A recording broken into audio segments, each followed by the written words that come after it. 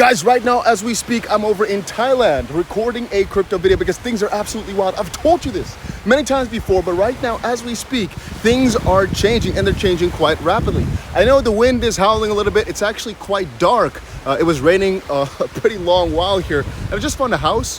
I thought, you know what? A little bit of shade. Let me go sit in front and make a little video for you guys. Because what I've been reading over on Twitter, let me show you quickly, is actually pretty damn insane. So I'm gonna spare you the details here and not go over every single line that's been put up, but one thing has become clear. I'm just gonna quickly scroll through this. I've tried to record this video 4 times already, but every single time I'm like, you know what? It has to be quicker, a little bit more, you know, straight into the news, I'd say. And one thing that's become quite clear is that people are tired of the way that crypto is looking right now. And guys, one thing before I move on, make sure you press that like button. Right now, a lot of you guys say, please, record some more videos where you are. And so that's exactly what I'm doing. But make sure that you press that like button to see if you guys also appreciate videos that are not behind a desk. To continue on, one thing that's become quite clear, and Jake puts this up. You can see Mr. Jake right here. He is the Chief Policy Officer at the Blockchain Association. He's basically going time and time again saying, hey, the SEC is not doing the right thing. We need to get more information out there. Gary Gensler must recuse himself from digital asset enforcement decisions. And Fred is basically coming in, he's a lawyer as well, to say, you know what? This is the method that's basically got us nowhere over the last couple of years. And keep that thought, all right? Keep the thought that we've gotten nowhere over the last couple of years, except for more and more allegations, more and more subpoenas, more and more tries to get information out of the SEC. That is critical, paramount to understand fully. Now, what has happened? What is updated and why am I so excited? Why am I making this sort of almost emergency video of sorts? Well, yesterday I covered that Jay Clayton actually turned against the SEC, all right? The ex-chairman of the SEC. Let me quickly go to video. Turned against him. The ex-chairman of the SEC. That is absolutely wild, right? But he didn't do that just because. No, he did that because the SEC seems to try and sue more than they actually should be doing. And he didn't think that was the right way. Now, to point to that, they've also sued Coinbase. And honestly, what's happening right now is pretty special. Coinbase is including a lot of things that happened in the Ripple lawsuit, and they filed a special motion that's not their usual motion. Let me also show you if I can. Hopefully I can show it to you perfectly here. So if we scroll down ever so slightly, we can see that Coinbase, if I can find it in the midst of things here, Coinbase filed a very special motion. Let me quickly scroll up a little bit. You can actually go through my likes over on Twitter, read all these different things because they're very interesting. But basically, instead of filing a typical motion to dismiss, Coinbase informed the judge intends to file for a motion for judgment on the pleadings. And the reason this is so important is because they're basically trying to include a little bit more things. Now, I've also a couple of tweets or a couple of articles open that showcase just exactly which altcoins the SEC alleges are securities and how Coinbase is fighting that as of this point.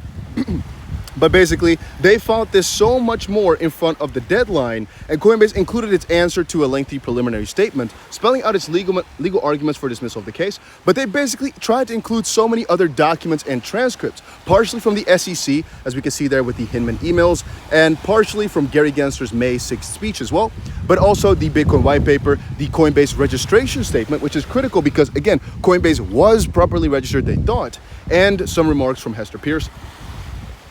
The point being here, if I can get back to me face, the point being here, they're trying to include more and more and more, like, for example, the Ripple lawsuit, like what was covered in the Ripple lawsuit, because that might help them get the clarity. And I've said this many times before, guys. I personally believe that Coinbase being next was a good thing for Ripple. I believe every single lawsuit happening after Ripple's case is bullish for Ripple.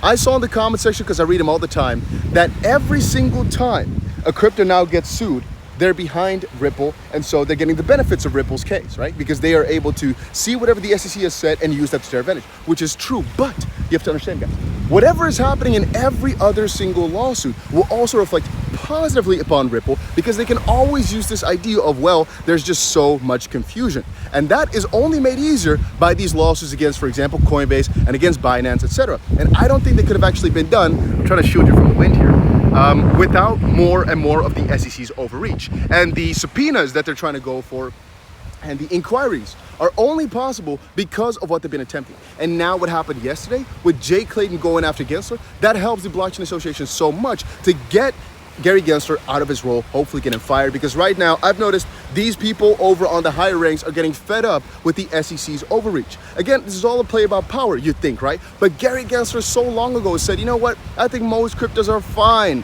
And then all of a sudden he switched up 100%, or at least 99.9%. So what made him change? Was it only power? Well, I'd like to believe that, but then on the opposite side, I'm thinking, well, it just can't be, right? I'm gonna quickly show you guys just what it looks like for a reference. There's some people, not too many, and I can also, I guess, speak while I was walking this way. Again, I was just walking around the island here for a little bit over in Thailand, and I thought, you know what?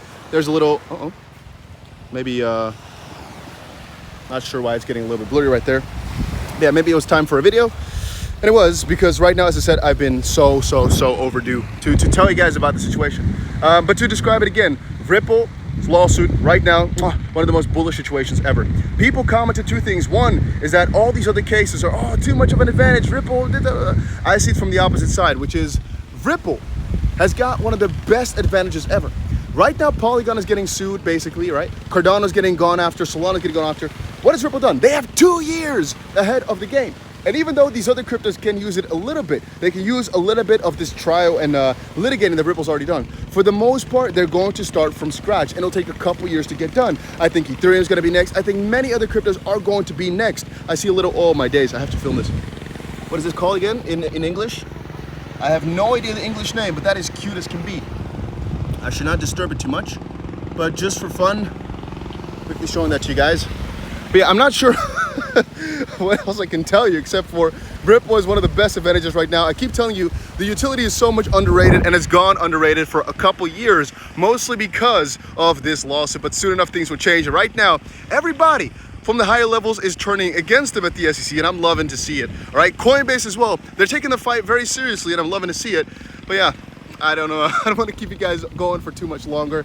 Life's good. Hopefully yours is too. And guys, as I said before, make sure you put that notification bell on, because what if something crazy happens? And that's about it. See ya.